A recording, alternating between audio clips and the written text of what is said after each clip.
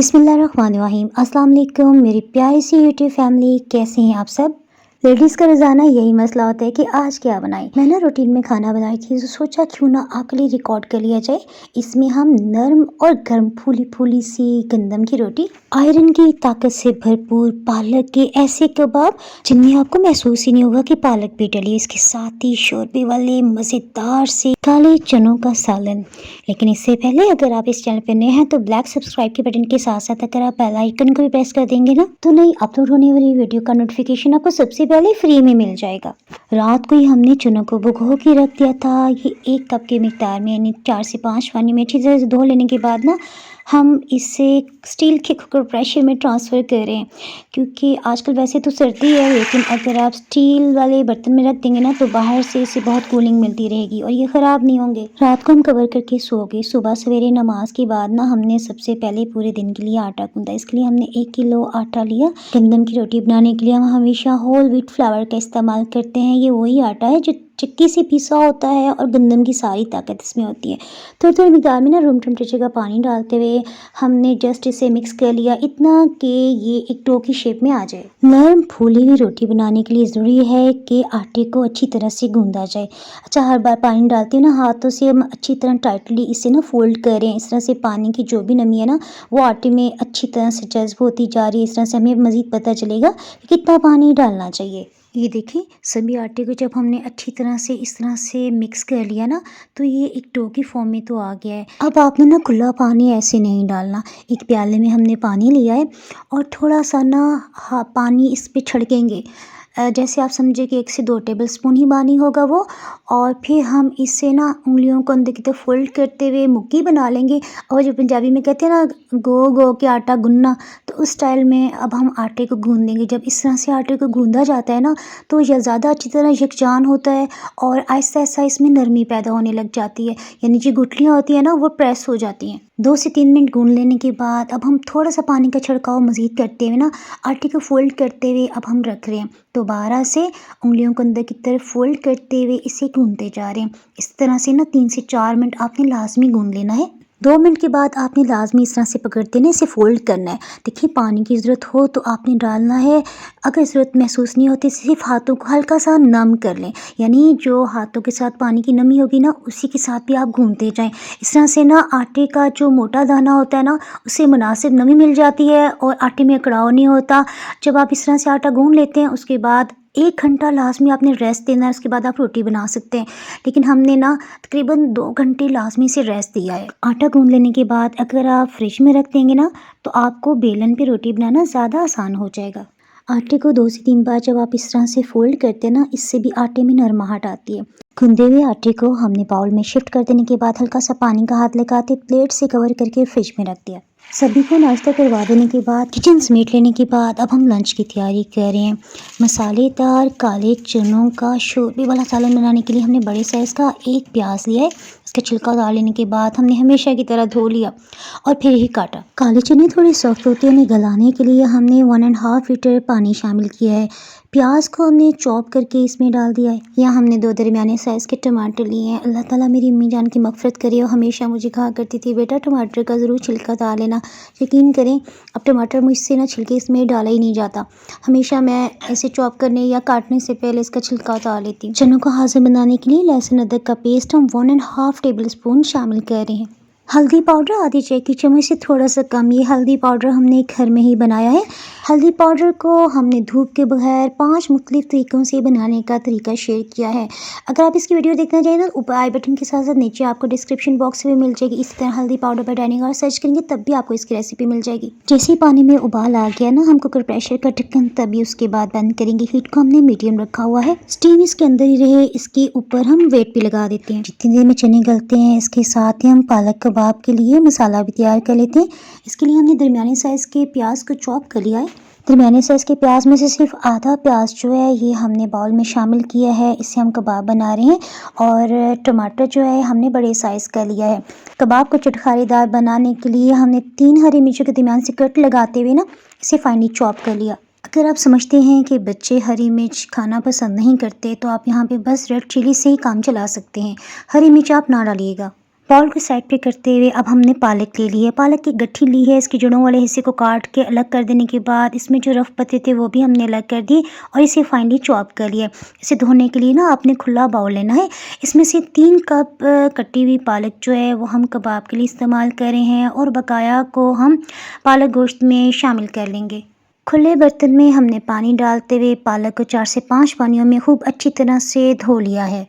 अब पालक को आपने यूं ही इस्तेमाल नहीं करना। हमने 7 से 8 कप पानी को अच्छी तरह से उबाल लिया है और सिर्फ 1 से 2 मिनट के लिए हम पालक को इसमें डालते हुए ना ब्लांच कर रहे हैं। इस तरह से इस पर जो भी स्प्रे के असरात होंगे ना वो ख़त्म हो जाएंगे। जितनी देर में हमने पालक काट के तैयार की, ये देखें कुकर प्रेशर में अच्छी सी स्टीम बन गई है और कुछ ही देर में ये देखें इसका वेट भी घूमने लग गया है। ये स्टीम इसके अंदर इकट्ठी हो जाने की निशानी है। सो अब हमने हीट को मीडियम लो कर दिया है। जितनी देर में ये चने गलते हैं ना, हम साथ ही पालक की टिक्कियों को फाइनल शेप भी दे देते हैं। पालक जब रूम टेम्परेचर पे आई तो तभी हमने टमाटर में से शामिल किया है। साबुत धनिया का क्रंच कबाब में बहुत अच्छा लगता है। खाने वाला चम्मच भर के हमने साबुत धनिया लिया, आधी चाय की चम्मच से थोड़ा ज़्यादा नमक, आधी चाय की चम्मच लाल मिर्च पाउडर और आधी ही चाय की चम्मच इसमें चिली फ्लेक्स शामिल करें। ये बहुत तीखे वाले हैं। गर्म मसाला पाउडर 1/4 टीस्पून और घर का बना हुआ अमचूर पाउडर हम इसमें आधी चाय की चम्मच शामिल करें।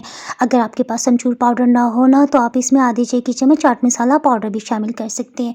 यहाँ पे हम 1.5 टेबल स्पून अनारदाना ले रहे हैं। इसी अच्छी तरह एक बाउल में डालते हुए ना इसमें जो भी मिट्टी की ज़रात है उसे अलग करने के लिए हमने धो लिया और फिर हम इसे ना मोटा मोटा कूट रहे हैं। अनारदाने की क्रंच की वजह से इसमें चपली कबाब जैसा जायका आ जाएगा। पिसा हुआ अनारदाना तो गिर ही नहीं रहा था, सो हमने यहाँ पे छुरी का इस्तेमाल किया और इसे बाउल में सिरका दिया। कबाब बिल्कुल भी ढीले ना हो, इसके लिए ज़रूरी है कि इसमें पानी डालने से पहले ना सभी मसालों को हम पालक और टमाटर के साथ खूब अच्छी तरह से मिक्स कर लें।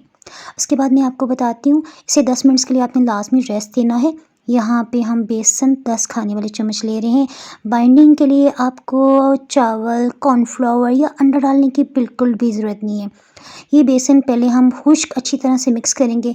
हमने 10 मिनट्स जो इन सब्जियों को रखा था ना, नमक और मसाला जात की वजह से सब्जियों में से कुदरती पानी रिलीज़ हो गया है।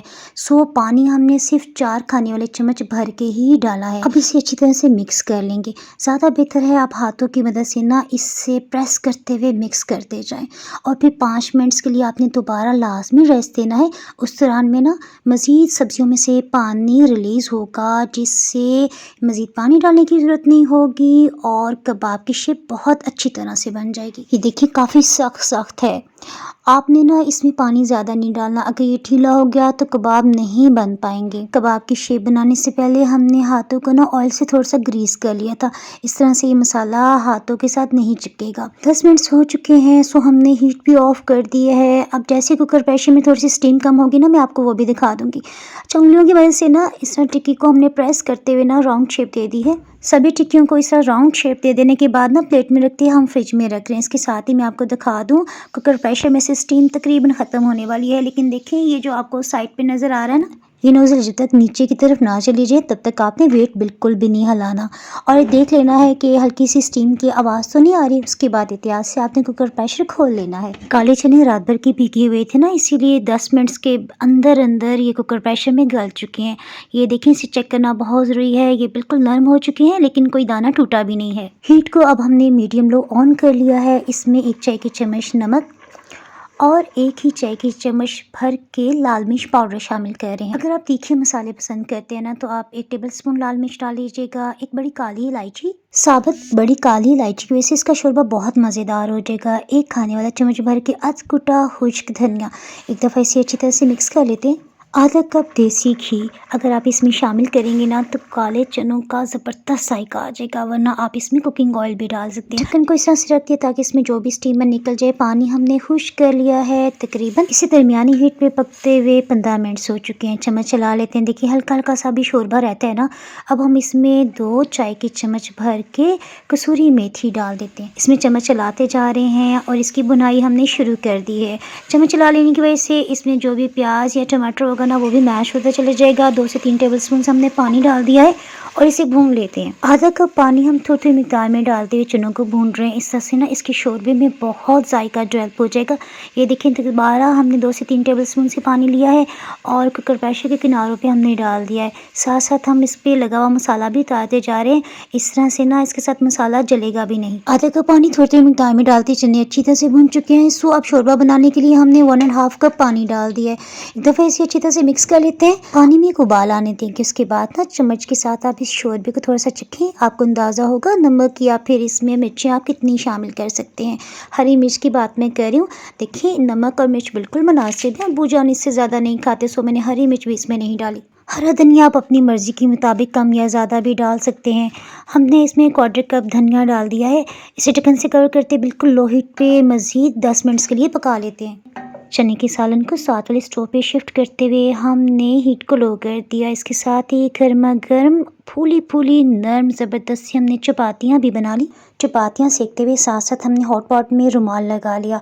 उसमें रखते हुए ढक्कन से कवर करते जा रहे हैं। इस तरह से रोटियाँ नरम और गर्म भी रहेंगी। सॉरी आज की वीडियो काफ़ी लंबी हो गई है, मैंने आपका काफ़ी टाइम ले लिया। लो हीट करते हुए हमने पालक के कबाब को सुनहरी रंगत आने तक दोनों तरफ से अच्छी तरह से सेक लिया। सालन को हमने दोबारा बिल्कुल लो हीट पे गर्म कर लिया। इसे हमने थोड़ा सा ना मसाले वाला रखा है। इसके साथ हमने दही वाला रायता भी बनाया। इसके साथ ही छोटी सी रिक्वेस्ट, अगर आपको ये रेसिपीज़ अच्छी लगी हों तो वीडियो को लाइक करने के साथ साथ आपने ये ट्राई करना है और फिर मुझे अपना फीडबैक देना है, बताना है कि आपसे कैसी बनी है। इससे ना बहुत हिम्मत अफजाई होती है। तो हम याद रखें। अल्लाह हाफिज़।